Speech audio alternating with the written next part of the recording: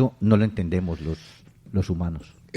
Aldemar, de nuevo muy buenos días. Yo he tenido oportunidad de conocer una entrevista que se le ha hecho, que publica un medio de comunicación nacional al señor fiscal. Casualmente lo que ha dicho es que, o así lo rotulan, poniendo eso en nombre de él, que los $10,000 incautados al grupo musical de la FARC son legales. Es decir, no encuentra él ahí ningún tipo de tropiezo, y además dice que haciéndole trazabilidad al recurso, al dinero, no se puede establecer que provenga de una actividad específica delictiva. Más o menos eso es lo que, en términos precisos, informa el periódico El Espectador, poniendo eso en boca del señor fiscal general. Yo, desde el punto de vista legal, no encontraría ahí ningún tipo de irregularidad que se pueda definir como contravención, porque no puedan en este momento señalar cuál era el propósito con el que los portaban. Sí, a mí la policía en un retén me para y llevo un maletino en el bolsillo, llevo $10 millones legales, no falsos. ¿Puedo seguir tranquilo? Bueno, cuando estamos hablando de $10 millones, no de $10,000. De $10 millones. No, 10,000.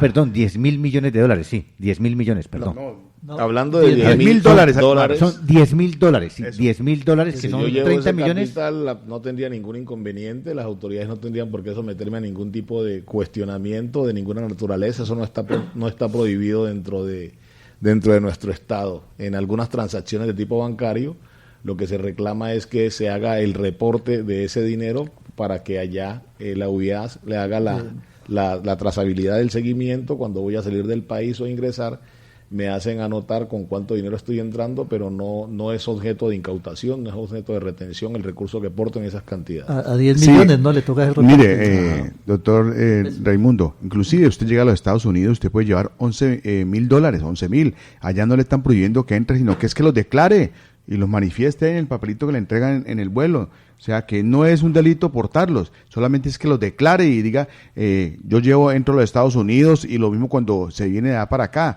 es que los declare y los diga, que los lleva ahí y los soporten. Ya las autoridades internamente averiguarán si la procedencia es legal o si una persona que realmente tenía cómo tener esos $10,000, pero no es ilegal. Es que la controversia está en que ellos se habían declarado en quiebra, que no tenían nada. Me recuerdo que aquí en el Cauca decían que estaban aguantando hambre porque no tenían con qué hacer remesa. Y tenían ahora para rumba, plantica para gozar en el San Pedro y en Neiva, para donde iban. Y eso sí es lo que ha causado controversia en la gente, que ellos se declararon pelados, pero tenían plata guardada para la rumba. Ahora no se sabe si forman parte de la escaleta. Bueno, pero en materia jurídica, doctor Raimundo, mientras la Justicia Especial para la Paz, que le va a tocar aprobarla a don Roberto en el Congreso de la República, y la Fiscalía investiga todo eso, sigamos hablando del tema de las capturas, las condiciones para ordenarlas, porque uno ve que la Fiscalía dice, capturan a fulano de tal, y a las 2 horas se llevan libertad porque el proceso fue irregular. ¿Cómo se ordenan las capturas? Gracias, Aldemar. En el nuevo sistema, el que está regido por la Ley 906 de 2004, cuando el fiscal requiere hacerle a una persona imputación o que se materialice la imposición de una medida de aseguramiento, lo que dice la Constitución y la ley es que tiene que recurrir a un juez de control de garantías y llevándole medios de conocimiento, que era lo que en otros tiempos llamábamos específicamente pruebas, llevándole medios de conocimiento, convencer a ese juez de que por el delito que se está investigando esta persona procede la medida de aseguramiento de detención preventiva, y que además se hace necesaria la privación de la libertad porque la persona no puede estar transitando en la medida en que podría representar un peligro para la obstrucción de la justicia, un peligro para la víctima, para la comunidad, un peligro de no comparecencia al estrado judicial. Es decir, hoy ya no es el fiscal el que ordena las capturas como regla, sino que tiene que recurrirse siempre a un juez con funciones de control de garantías. Una vez la persona es capturada, de nuevo tiene que ser llevada ante un juez de control de garantías. La Constitución establece que debe hacerlo dentro del término de las 36 horas, y la jurisprudencia ha dicho que dentro de ese término de las 36 horas debe terminar además, como regla general, la audiencia de legalización de esa captura. O sea, el juez evaluará si la captura había sido ordenada por un juez de control de garantías, si la captura estaba vigente, si se puso a disposición dentro de las 36 horas, si se agota la diligencia dentro de las 36 horas, si encuentra alguna irregularidad en estas situaciones, debe inmediatamente ponerse la persona en libertad. De lo contrario, declarará legal la aprehensión.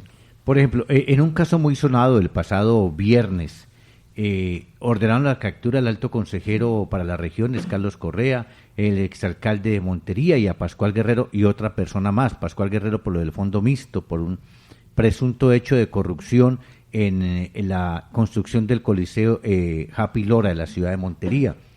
En horas posteriores fue dejado en libertad Pascual Guerrero, según su abogado, porque el procedimiento fue ilegal.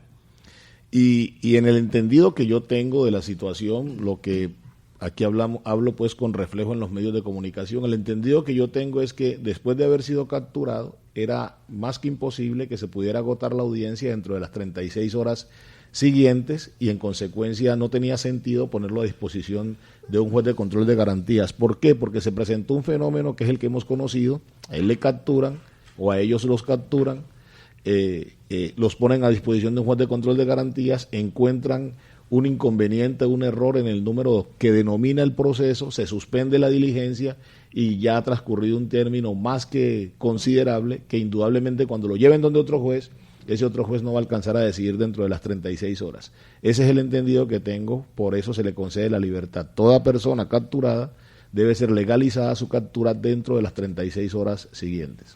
¿Legalizan la captura y luego viene la imputación de cargos y posterior la condena?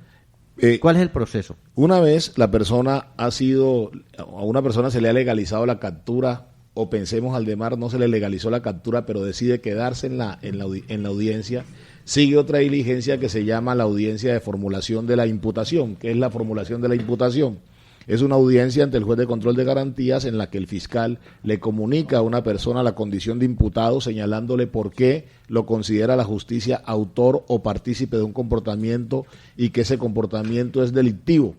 Por ejemplo, es cuando le dice: usted, señor, de acuerdo con X situación que se presentó, lo consideramos autor de un comportamiento de hurto, de un comportamiento de homicidio, de un comportamiento de lesiones, señalándole la norma en la que se encuentra inserta, previo a que elabore un panorama donde le haga precisión acerca de cuáles son los motivos que llevan a que se adecúe su comportamiento en la conducta delictiva reprochada. Por ejemplo, señor, el día 23 de junio del año 2017, a eso de las 6 de la mañana, usted fue sorprendido en la Quinta con 62 en posesión de un arma de fuego. Al momento de solicitársele la autorización para el porte no lo tenía, no dio ninguna explicación al respecto. Le vamos a imputar el comportamiento de porte ilegal de armas definido en el artículo 366 por ser un arma de defensa personal. Doctor Raimundo, yo había planteado en la semana un tema de la vía real, pero de nuestra sui generis forma de ser de los gobernantes. En Yopal, la alcaldesa sacó un decreto mediante el cual le entregaba las llaves de la ciudad a Jesucristo. Hizo todo el trámite legal. El decreto fue elaborado y sustentado por el departamento jurídico. Posteriormente la Secretaría General revisó y dijo que estaba muy bien hecho, las invocaciones y todo. Y después vino Calzones, perdone que lo llame así porque no me acuerdo el nombre. Jairo, ¿qué? El alcalde en propiedad, y dijo que él no iba a entregar esas llaves, que era imposible, y se echó para atrás el decreto. Ese tipo de decretos que son como casi románticos, idealistas y espirituales, ¿qué tanta fuerza realmente tienen en lo jurídico? Pues digamos lo primero, Fabio, volviendo a hacer las aclaraciones de siempre, nos orientamos por lo que nos han referido, ¿cierto? Nuestra Constitución Nacional en el artículo 19 habla de la libertad de cultos, y así se ha predicado, y entonces ya nos han dicho que nosotros no estamos sujetos a una regla, por ejemplo, como la que fija la Iglesia católica o la que fija la Iglesia cristiana, sino que aquí hay personas que pueden tener una apreciación absolutamente distinta. Sin embargo, cuando uno lee el preámbulo de la Constitución, en el preámbulo de la Constitución se invoca la protección de Dios, ¿cierto? Se invoca la protección de Dios y ese Dios se coloca con mayúscula en la Constitución. La Constitución Política Colombiana ha dicho que el hecho de que se invoque la protección de Dios con mayúscula, que es como lo tiene la Biblia, en sentido estricto no está diciendo que es el Dios que está en los cielos abriendo un escenario distinto. Desde ese punto de vista yo que diría, sí es un decreto romántico, un decreto espiritual, pero que yo no lo vería tan alejado de los dictados de la Carta Política sobre la base del preámbulo de la Constitución. Y con ello ya no está haciendo ningún tipo de imposición al resto de ciudadanos a que tengan que aceptar necesariamente lo que está expresando. Llega el señor, llega otra persona, yo no sé si con una idea distinta o con la idea de agradar a la comunidad por la situación en la que se encuentra, y toma una decisión que hoy no ha sido objeto de cuestionamiento, de llamado. Pero lo que sí tenemos que destacar, Fabio, es que si bien, insisto, el artículo 19 de la Constitución habla de la libertad de culto, el preámbulo que irradia toda la Constitución invoca siempre la protección de Dios con mayúscula, no con minúscula. O sea, ese Dios del que cuando leemos la Santa Biblia entendemos es el que se encuentra en los cielos y que hizo los cielos y la tierra y que nos creó a nosotros, ¿cierto? Hay que recordarle a la gente que Colombia ya se convirtió en un estado laico, ¿no? Que donde la gente puede elegir la religión. Pero antes esto estaba lo que hizo consagrado al Sagrado Corazón de Jesús, que hoy es el día del Sagrado Pero Corazón mire, de Jesús. yo sí estoy de acuerdo con la alcaldesa de Yopal, hombre, este país tan lleno de peligros, tan lleno de que el ser humano ha perdido la ruta. No es malo, mire, si muchas veces le entregan las llaves de las ciudades a delincuentes, ¿por qué no entregársela a nuestro Señor, hombre? Así sea simbólicamente, que esto hace que la gente nuevamente recupere la fe que ha perdido, porque hoy en día los principios se han perdido. Hoy en día, miren, los muchachos, ese muchachito que tenemos en el oriente de Cali, de 12 años, ya ha matado a 2 personas. Entonces, yo creo que llegó este señor John Calzones, que no tiene nada de bueno, John solamente Torres. eso, que le llaman así, que es un señor que ha estafado, pero que mire, aquí en Colombia pasa de todo. Aquí cualquiera puede llegar a ocupar un cargo de estos con toda la trayectoria negativa que tenga en su vida, porque así somos los colombianos. Una persona que va ahí es detenida, guardada, que se le comprueban hechos que porque muchas veces salió porque no se le pudo comprobar, pero sigue vinculado, ¿cierto? Sigue al vinculado. proceso. Entonces, yo creo que no es malo, mire. Yo creo que Roberto acaba de decir, Europa debe regresar a Dios. Y sustentaba el porqué. Y usted lo está expresando con claridad. Nosotros fuimos educados con un libro que se llamaba La Educación Cívica. sí, La claro. educación cívica tenía su fuente ¿dónde? En la Santa Biblia. Y uno tiene que hablar de esa época de la formación del ser humano. No se observaban tantas barbaridades como las que se observan hoy, ni tantos despropósitos. Esa mujer, que es catalogada como una de las más poderosas del mundo, dijo, Europa debe regresar a Dios. Y uno piensa indudablemente con ocasión de los momentos que están viviendo. Y uno piensa, Aldemar, antes de que usted venga con su reloca política que ya está acercándose, mire, Y le digo que quedará libre Pascual Guerrero en las próximas horas. sí, así es, porque es un hombre también que supera ya los 80 años, ya, es que también hay que entenderlo por ahí, pero vea, No, es que procedimiento adelantado. Sí. Ahora le preguntamos al doctor Raimundo en la doctor reloca Raimundo, política también. es que Él no puede tenemos porque no que, es tiene que clase. muchas veces, y respetamos a aquellos que se dicen que son ateos, listo, respetamos a aquellos que no son creyentes, uno no tiene que buscar cómo por la fuerza hacerlos creer de que hay un Dios que todo lo creó, pero muchas veces nos preguntamos es por qué decimos, ¿por qué me toca a mí? ¿Por qué? No, preguntémonos es por qué le hemos cerrado el corazón a Dios, por qué no permitimos que entre en nuestras vidas.